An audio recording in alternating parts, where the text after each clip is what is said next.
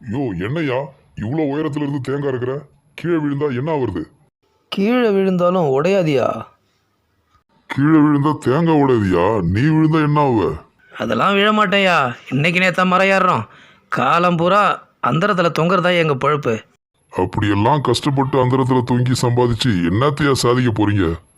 என்னத்தை சாதிக்க போகிறோமா? கஷ்டப்பட்டு பொண்டாட்டி பிள்ளையை காப்பாற்றுறதே ஒரு சாதனை தான்யா.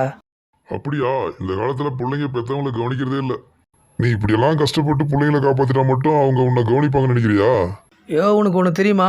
இந்த தென்னை மரத்தை நட்டு வச்சவங்க அதுக்கு தண்ணி ஊற்றும் போதெல்லாம் இந்த மரம் பெருசாக வளர்ந்து அதிகமாக இளநியை கொடுக்காதா, தேங்காய் கொடுக்காதா அப்படின்ற எதிர்பார்ப்பில் தான்யா ஒவ்வொரு நாளும் தண்ணி ஊற்றி வளர்த்தாங்க. ஒரு கம்பெனி இருக்குன்னா அந்த கம்பெனியில் வேலை செய்கிற எல்லா வேலைக்காரங்களுக்கும் ஓனர் பல சலுகைகளை வாரி வழங்குறாரு. ஏன்? அப்போ தான் வேலைக்காரங்க உண்மைக்கு உண்மையாக கடுமையாக உழைச்சி கம்பெனியை டெவலப் பண்ணுவாங்க என்ற எதிர்பார்ப்பில் தான்யா. இப்படி உலகத்தில் எல்லாருமே கை மாறி எதிர்பார்த்து தான் எதையுமே செய்வாங்க. ஆனால் எதையுமே எதிர்பார்க்காம செய்கிறவங்க பெற்றோர்கள் மட்டும்தான்யா. ஓஹோ. பிள்ளைங்க நல்லா வளரணும், நல்லா படிக்கணும், நல்லா வேலைக்கு போகணும். நம்மளை மாதிரி அவங்க கஷ்டப்படக்கூடாது.